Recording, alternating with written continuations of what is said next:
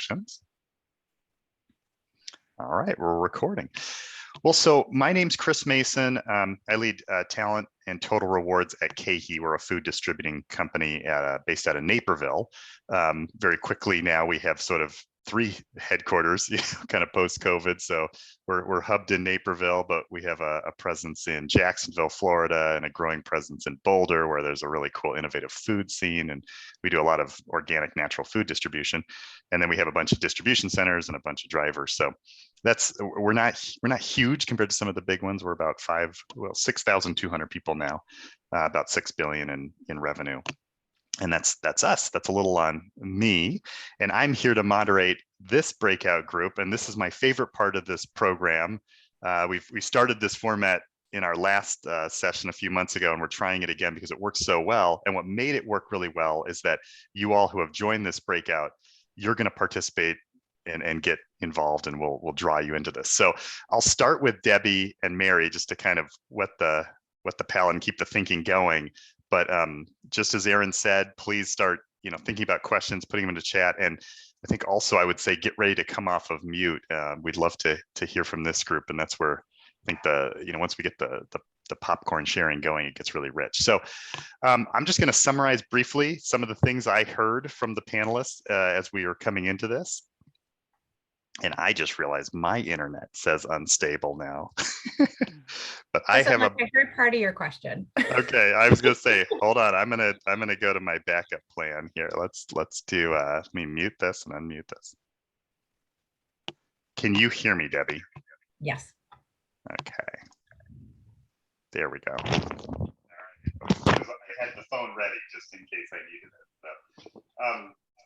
So a couple things that I heard us talk about.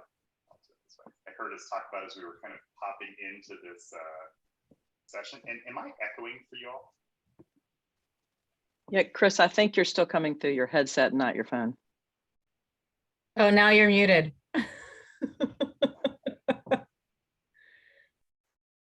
I think you're right, Mary. Try your headset again. We heard you on your headset. Yeah, it was all good. So. Okay. You're back. We hear you. How's that? Any better? Perfection. Right. Sorry, folks. I, of course, had the technical difficulties right at the key moment. So a couple of things I was hearing and just resonating with was one of the macro questions is this thing real? This kind of great resignation, is any of this happening? I think generally the feeling is, yeah, there's something very real going on here. COVID was a great accelerator of many trends. And I loved some of the comments that Mary talked about is it's not the great resignation, it's the great negotiating and negotiation. I think, Mary, there's some great work you're starting to do around how do you revamp, the value proposition. Debbie, I was really inspired by your comment that said, if 2008 and 9 and 10 were the year of the CFO, we're trying to figure out how to get through the crisis of financials. This is the year of the CHRO, of talent, of HR. This is our chance to rise up and shine. And some of the themes I just heard from the panel were, this is the time to get out there and fail fast and fail forward and learn and, try things, and people are open to it. Mary, your point was good. It's like people are open to it, especially because there's some acute problems. So, so I, want to kind of, keep us moving on some of these kind of thinkings. And one thing I just wanted to level set on, one of the questions we had in this breakout that I feel like is more macro, and I'd love to hear from you, Mary and Debbie, is, okay, so we agree something's changing. There's a lot changing, right? At this point, and it's always hard to predict the future, but what is your best prediction on what will stick out of this change versus what might be more transient? What is some of this, 2 years from now, we're just going to look back and say, oh no, we'll all be back in the office. It all just was a passing phase. Or, what of this will carry forward? What has really changed? And I think we're saying some things have changed, but maybe I could start with you, Mary, because you had some great points and we'll build on that. Yeah. I love the space. And by the way, one thing I think I'd love for us to do collectively as a group is if we were all forcing ourselves to come up like with an employee value proposition, employee brand promises, and we started writing down what we think those things are, it wouldn't surprise me if the overlap that we all put down was about 80%, of the things that we're seeing and experiencing and hearing. And yet we're all trying to come up with what that unique thing is for us. Right. which goes to this point, Chris, about your question, what's changing. I started writing about this probably 2 or 3 months into the pandemic. So the mid 2020, which is, it's sort of the rise of our humanity. I don't think that genie is going back in the bottle, right? People have had to experience an intensity of life in a way that has caused them to deeply and profoundly think about what work is and where it fits in their life and what kind of meaning that they want to draw from that. And I think this whole humanity thing that we are social beings, we are meant to be together, we crave purpose and meaning, and organizations that can figure out how to do that will become the compelling organizations. I think the other thing that comes screaming off the page for me as well too is for those of us that have any influence over leadership development.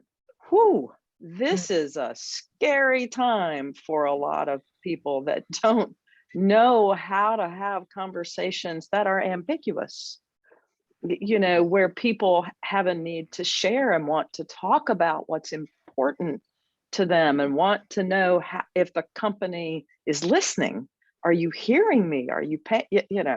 And this sense of, it's not a labor union, I don't mean it that way, but the collective power of employees. I think we have the makings of a movie in Hollywood of the rise of the employee. It is definitely this collective sense of people saying, wait a minute, perhaps we can architect some of the considerations and ground rules for what employment is, and we want a voice in that. We're not willing to just do what someone else has said has to be done. We have a voice to influence the world of work, and that part, that emotive character, that humanity, and that sense of collective influence, I personally believe is here to stay.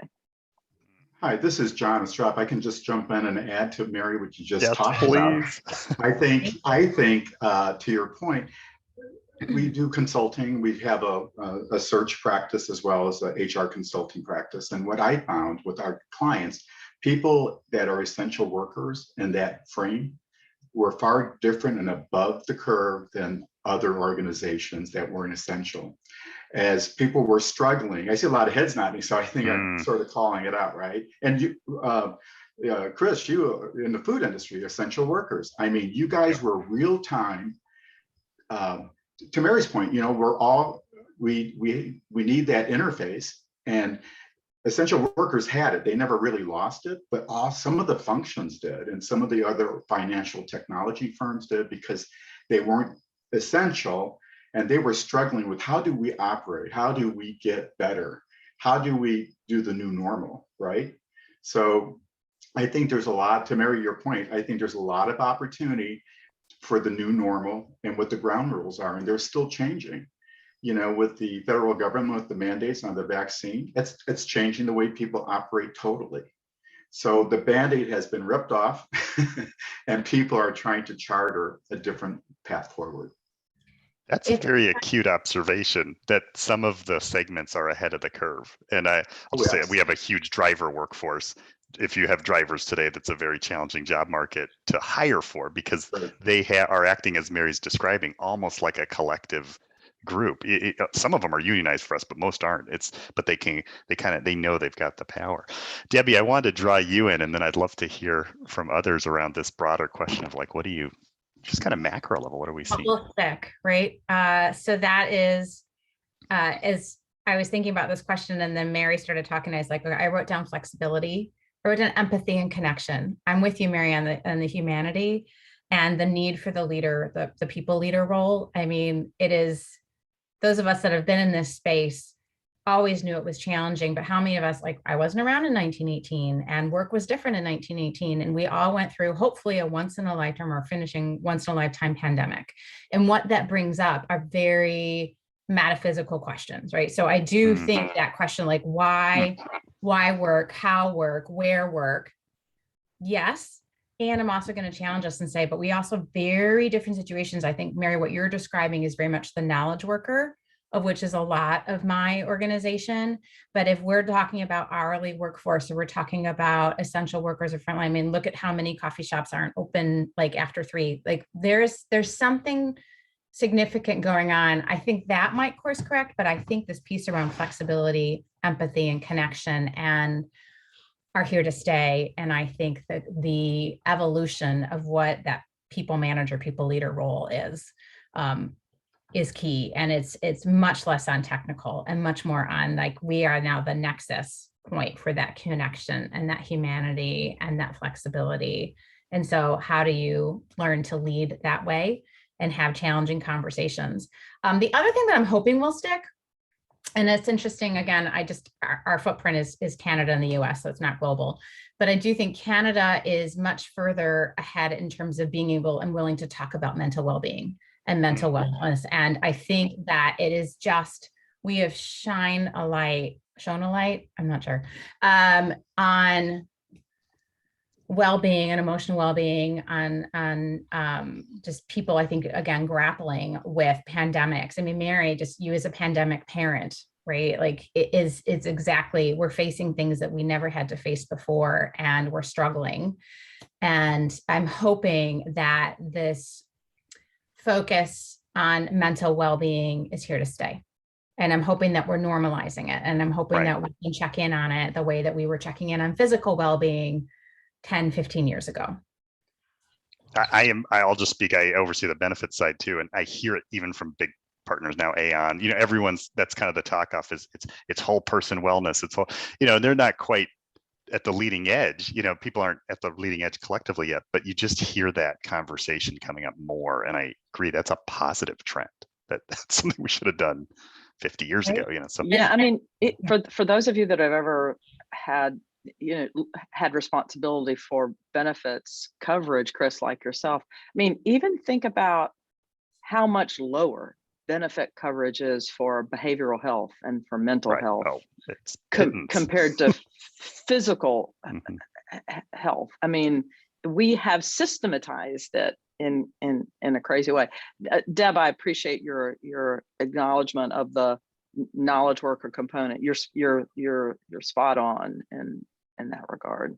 It's quite different, and I think not only is it the sector that you work in, but if you're in a global company, we're all having to manage things at different paces. So what's happening in my India offices is not the same thing as in our London offices or in Amsterdam or in South Africa or in Toronto, or it is very hard to make blanket statements, and it's really pushing on agility as a new operating norm.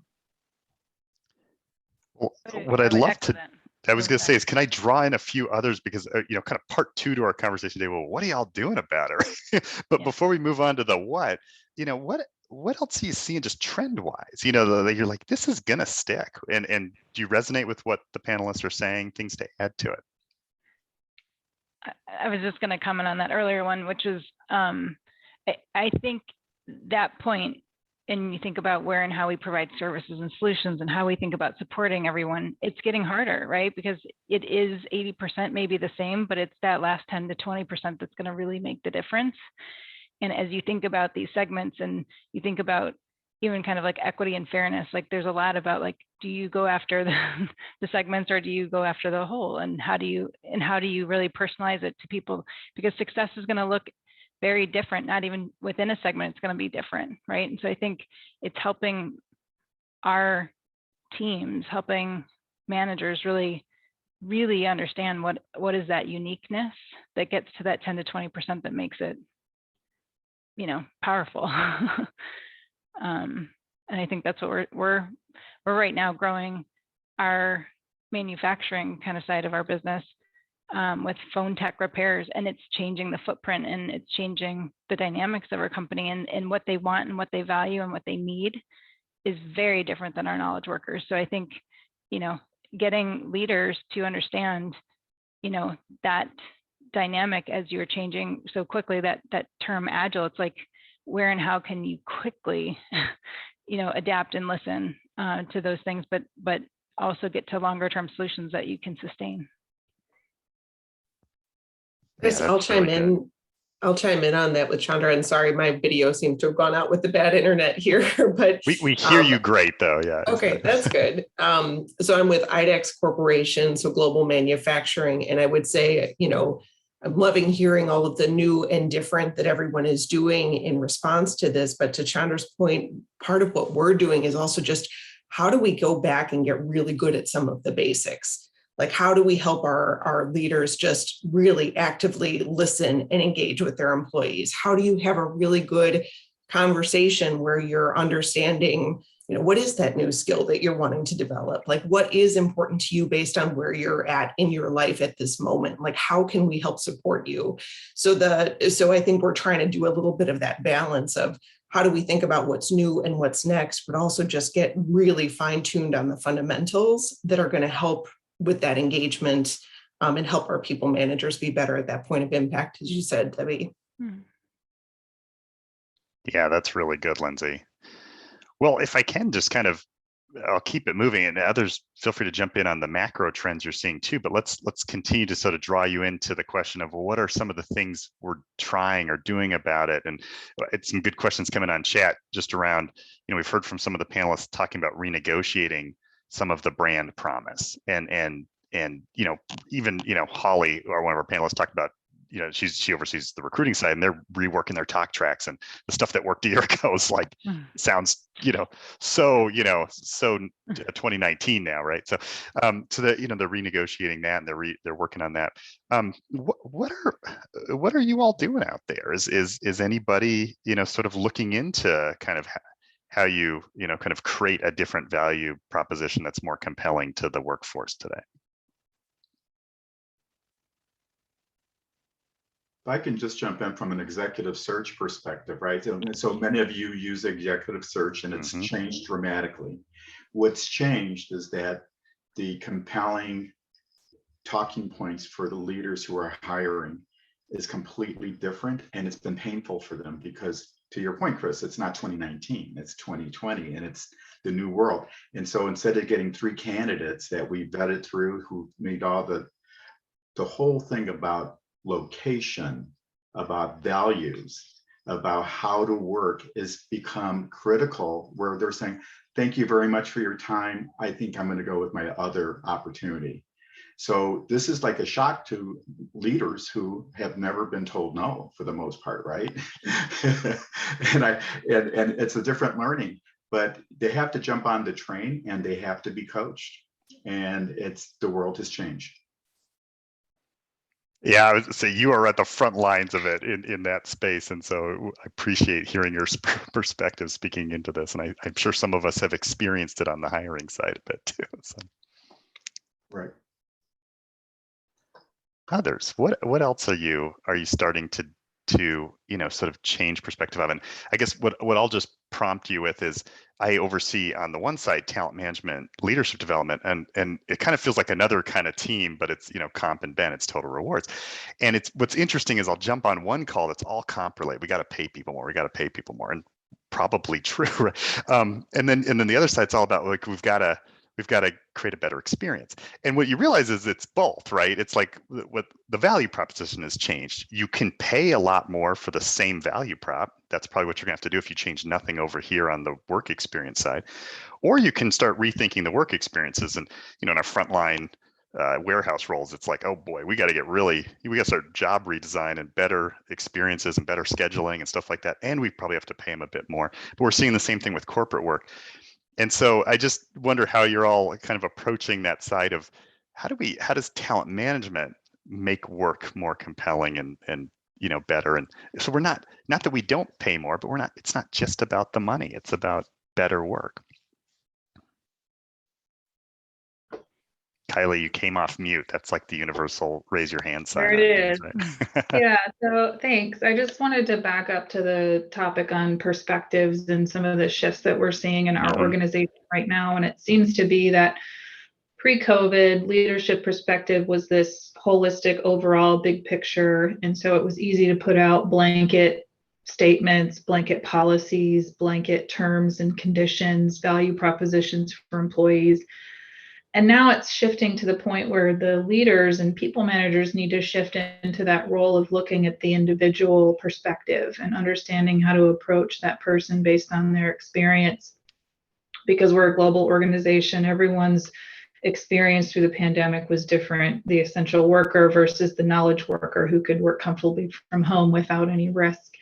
And then, so they have to think about how to build that agility based on that individual, where the employee perspective needs to then shift to the more holistic in order to find the value in the consistent work that they've been plugging away at this entire time, 18 months, 2 years, whatever it's been, and trying to see themselves in the bigger picture. So the employee and the leader are kind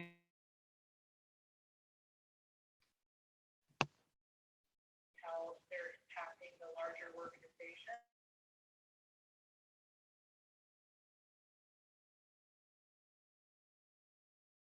Broadly to larger groups of employees. So that seems to be a big response that we're working on, is trying to build more individualized career development, but that can also be applied to big groups within the organization, if that makes sense. It's a balance, tricky balance. Yeah, that's a really helpful perspective. All right, let's try on a few. What, Sharon, you're actually raising your hand. I appreciate that. Jump on in. I think what we're really talking about here, when we talk about the new employee proposition and their values and understanding what they're feeling and their perspectives, is that leaders just need more emotional intelligence. That need to listen. Listen and silent have the same letters for a reason. And employees just need to know that their voice matters. And managers and leaders need to take more seriously building and nurturing relationships, because nobody cares what you know until they know you care. But the bottom line is these leaders are saying, but guess what? I got P&L responsibility. Yeah, I want to love them and I want them to love me, but we've got work that needs to be done. And so when we talk about the brand promise, when we talk about the new talk track, I'm like, negotiate what? I don't know if we're going to be so open to all that new negotiating stuff. And yes, we value, we know we learned a lot, we're listening, but guess what? We didn't meet our targets. And so what are we supposed to do about that? That's what I'm sitting here thinking. This whole, we're not going to pilot, we're just going to do it. Great idea, Holly. But some cultures don't allow you to fail fast. If we're failing fast, they're going to remember that. And they're going to remember you, the one that failed. And so what do we do in that situation? I don't know. I'm just saying. No, it's a good way of framing the question. And in other words, how do you also negotiate?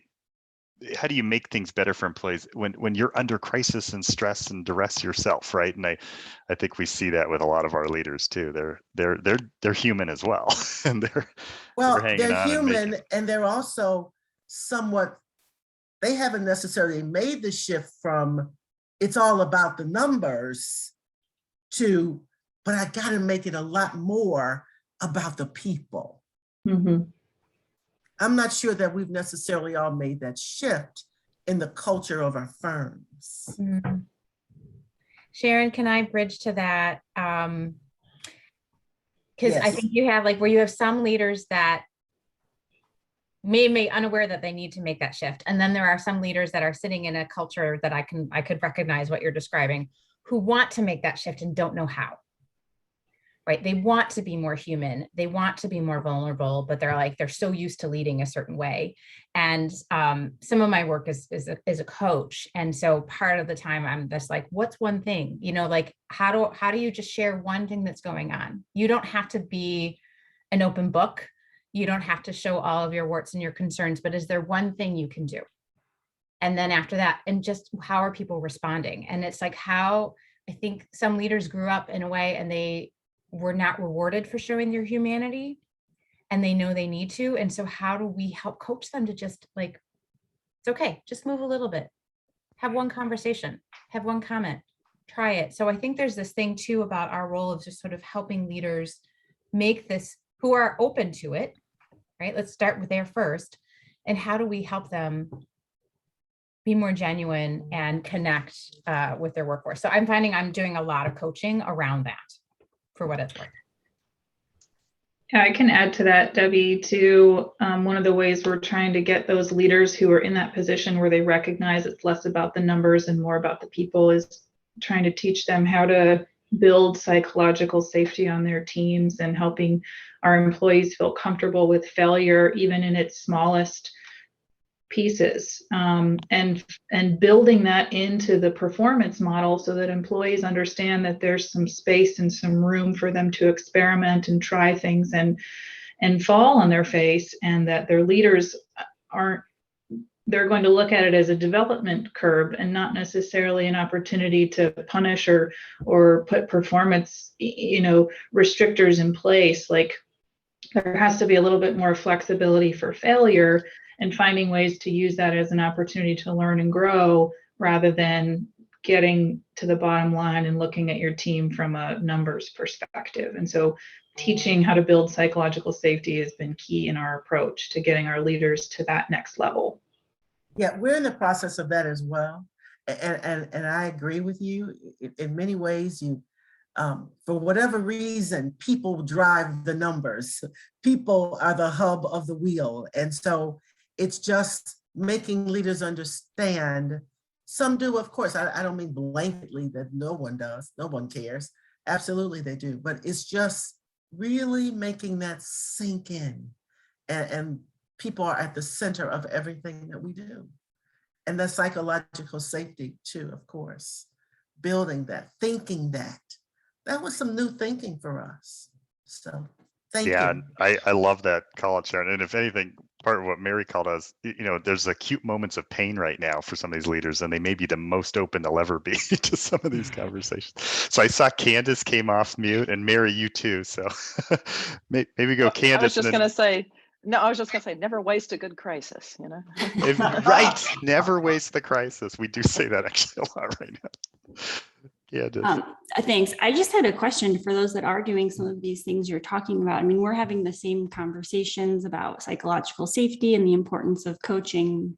So far, though, we're delivering those trainings in the same traditional way. We've taken what you would have done in person in a classroom, and now it's a webinar.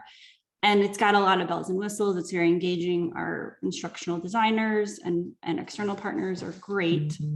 But then I wonder how, is that really making an impact on the associates? So I'm just curious if anyone's doing more than that initial training conversation to really make sure it sticks and that it's happening in practice in the conversations they're having with their teams.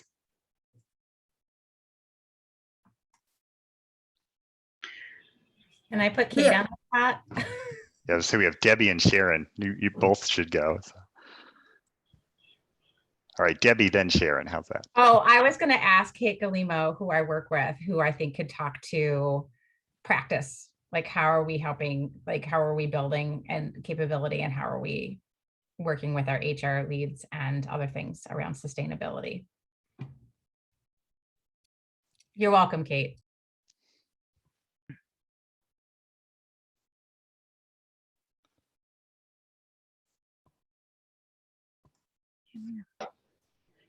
Well, let me just jump in here. Yeah, we'll quickly, let if you Sharon don't jump mind, in real Kate. quick here. Just very quickly, we're doing training around emotional intelligence, and next will be part 2 of that will be radical candor. For part 1 of that, though, we are providing the training, which we think is pretty good training, some traditional components, but we've added bells and whistles.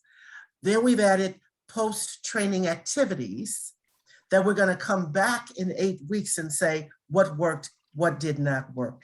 And that will help inform us of the stickiness of the learning. And we are taking their feedback very seriously. And so We're coming back in 8 weeks, 10 weeks and saying, okay, what worked, what didn't work? And what more can we do to support you? What more can we do to enable progress in this space? So we are operating from a position of caring because this needs to be done. Yeah. Does that help? I love that. Yeah. Yeah, we're doing surveys, we're doing meetings, we're doing follow-up, focus groups, all of that. What more can we do? Did it work? We're giving them all of the tools to go back to their team to practice things like psychological safety, being candid, building trust. All right, that's enough of me. I love it. All right, Kate, we can hear you now too. So build on Sharon's points. These are great. What are you all doing? I think what comes to my mind is that you can just pull one lever, right? So I think it's great. We're doing webinars too, right? And we're doing, bite-sized pieces that build on each other. But we're also looking at our talent management practices. And are we asking coaching style questions, right? If we're asking people to coach and to show up more like a coach, what does that look like in all of the processes that people have to do? How are we setting up our performance process? Are we setting it up to be punitive and measure and turn you into a math problem? Or are we setting up our performance process to look at the impact that you've had and how you've grown and how you've developed and what your plan is for is it future focused? So I think it's like you chip away at it from a bunch of different directions, if that makes sense, right? There's, the micro learnings. There's also how do you get really intentional about your language and build that into your processes, build that into how you're talking about learning, build that into how you're talking about the role as a leader, build that into how you're recruiting and posting jobs, right? I think it's not one thing. I think it's all the things and being consistent. I don't know. That's what comes to my mind. Yeah, I love that, Kate, and I'd love to build on that with the rest of the group. We have a few minutes left, but I know we all love walking away hearing about tools in each other's toolkits. So, no pressure, but Sean, Anna, anyone else we haven't heard from, or anyone on the phone. What else are you seeing in the talent management space, or that you're doing that in some ways this crisis has given you an opportunity to lean into? And we heard from the earlier panelists, like, okay, it's a time to reinvent some of their performance process, get it more agile, move to greater continuous listening on the survey conversational side, promote sooner, return ships. I'd actually never heard that term before. So one more tool for my toolkit. But what other things are y'all trying out there to just lean into the moment? Sean. Thank you, and good morning to everybody. I just wanted to say, like, I've been listening, and I appreciate like all the value everybody's adding. And I can't say nothing has resonated, more than the other, but it was something that Debbie was talking about, and it kind of, what she was talking about is kind of like is the intersection of like all the value that everybody else is adding. She was talking about like the roles of leadership. And I was just thinking about like, the work I do within diversity, equity, and inclusion, and just a lot of people I know that do work around, whether it's diversity, equity, inclusion, executive leadership coaching, or culture, culture changing. And to me, it just all comes down to leadership. And the problem with trying to cultivate or implement strategies when it comes to culture and revenge, especially in this, COVID-19 remote workspace, is that basically how, leadership has been traditionally looked at, whether you're talking about, whether a male or a female, a man, when you're talking about gender. So what I'm trying to say, I'm kind of rambling because I know I'm under pressure, I'm on the clock, and I'm trying to. I put you on pressure. Sorry, Sean. No, this is good. Respond to what everybody's saying, but no, it's just, so I'll just spit it out. What exactly is on my mind. when it comes to leadership, when you look at, the patriarchal system and the society that we live in, so the problem with trying to implement all these other strategies and mechanisms within culture is that, so on one hand, you want your leader to be more, it starts with leadership from the top down. So you want your leader to be more empathetic, to understand the needs of his employees, especially, or her employees, especially, in this environment we're currently living in when people are dealing with all types of things, But the problem is how male leadership and female leadership is looked at. If a man a lot of times comes across as too empathetic, or what's deemed as too empathetic, or too emotional, then we're going to question his leadership. Like, what's wrong with this guy? And then if it's a woman, 9 times out of 10, she's not going to even make it into that position if she exhibits too many of those type of qualities or characteristics. So I think we need to start there, because trying to implement things within culture, period, without looking at those things first, like it's not going to stick because it starts with leadership. So that's just what I wanted to add. Well, and Sean, I think you may get the last, or maybe we give Mary the last word. You came off mute too, but I was gonna say that's a great way to kind of end us. And I think what we're all saying is this is a macro existential moment, and it's like, let's lean into it. Let's not waste it. And if it means deconstructing some things that never should have been there, this is the time. So Mary, you are off mute. So I want to give you last word if you want it, and then we'll head back to Yeah, I'll do 30 seconds. So I think Sharon and Sean are both touching on something to me that the research supports in 2 ways. On the industry side, even research that was 12 months old that was coming out of Deloitte, EY, Conference Board, pick your research organization. They all pointed to that there was a gap, a disconnect between how the frontline worker perceived their life in COVID and how senior leadership perceived it. And I think some of that is still persisting. That power distance that can happen in organizations. I definitely think it, and if you have an intellectual conversation with people, they get it, but somehow it still hasn't quite hit home in the same way in the senior ranks. So that's my first observation.